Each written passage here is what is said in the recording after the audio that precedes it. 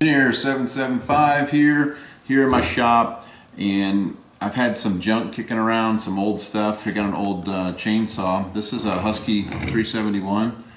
Got fed up with it because it wasn't running well. I ended up buying a new 372. This saw is a 1998 saw. I'm a fan of Huskies. Sorry all you steel guys out there.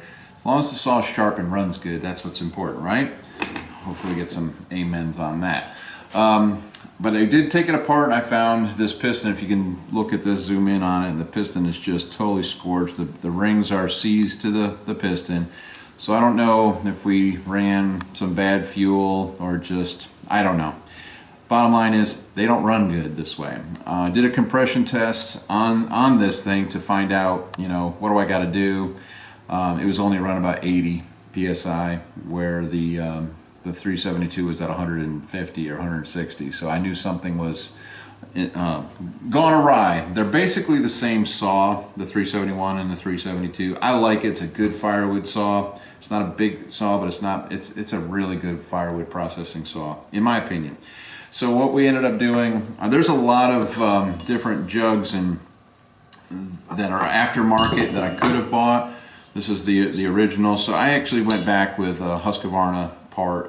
It's a Husqvarna group. Actually, this one was made in Germany, but it is OEM, considered OEM, as opposed to buying. There's a lot of other ones I probably could have tried, some of the cheap Chinese ones, half price, but why not put a regular one in there? So the only thing I'm confused about, I just opened this up, I got a single piston ring on the OEM replacement, and I've got dual rings on the original equipment. So I don't know if that's a mistake yet or what, but I'm going to reassemble this saw.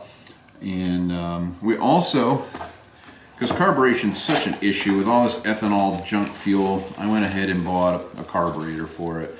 I have found just the carburetors are relatively cheap. Just replace the carburetor, will save you a lot of aggravation. Yes, you can rebuild your carburetor.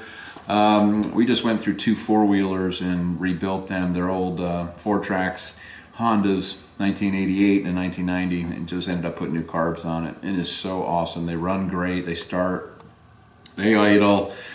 So that might be a shortcut or cheat, but anyway, we're just having fun, kind of taking some extra time to rebuild some of the junk I've collected over the last 20 years that's just been sitting in my junk pile. Nobody's allowed to go in my junk pile. It's about half an acre of junk, and it's, you know, there's a lot of experiments, a lot of cool stuff that comes out of my junkyard. My wife is not allowed back there because if she saw how nasty it was, I'd be in trouble. So I think every guy should have a junkyard, and it allows you to amass junk, and then when you need to go work on something, oh, I know where that pipe is, I know where that bracket is, I know where I have stuff. So it's good to have a junkyard. So I have a little chainsaw junkyard, I have a 4-wheeler junkyard, tractor junkyard, steel pipe, all sorts of goodies, but you just can't make progress without having a junkyard, in my opinion. Let me know what you think about that.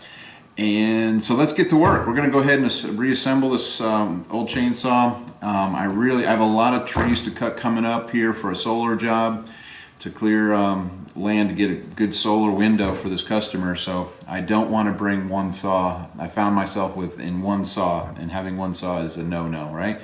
So I do have, after this one, if this is running good, I'll have 3 good saws and we'll head to the job. All right, let's put her together. Okay, got the new piston, wrist pin, new bearing, and they did give some new clips. So they actually sent everything with the kit, so that's nice. So new gaskets, nice to put new parts on. Anyway, getting the jug in place here, just getting everything snugged up, and then we'll bolt it down across pattern. Again, I am not a chainsaw mechanic, so don't harass me, but I think anybody can take something apart and figure out how it goes back together. And maybe you mess up a couple times, but it's very rewarding to be able to rebuild your own stuff and not send everything out. Okay, we just ran a compression on the new setup, and we're at the 130, 135. The saw was at 80. That's why we did all this, because there's just no compression. So nice to have a simple gauge, compression check, we're good. So let's put the rest of it back together, but that was our problem. Okay, she's back together, the 371, with a new top end and a new carburetor. Hopefully that did the trick. It's got a nasty bar on it. We got some little cosmetic things to do, but let's see if she runs. So she hasn't started in a long time. Sounds good. Try the decompression.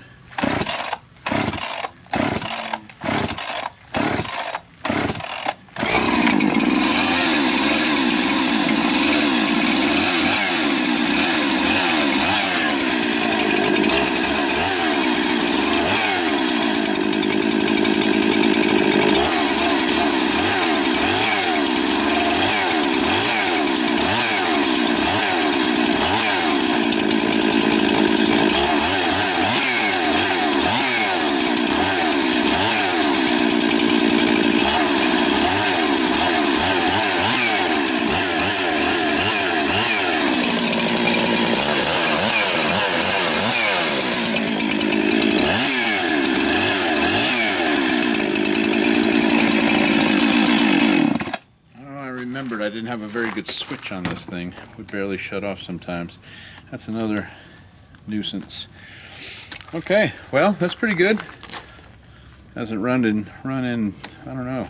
Thing's been in the junkyard for 7 years, so it's nice to get it out and rebuild it. This is a great saw. There's really no difference between this 1998 saw and my, I think I bought a 372 2012 in 2012, so not much difference, that is. I know there's some.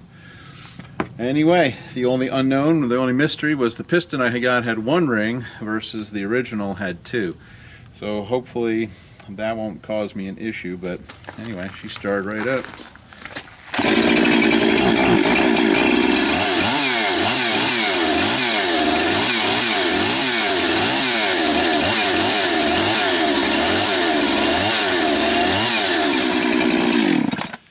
I did run a little richer mixture, and I'm not revving it high just to break it in.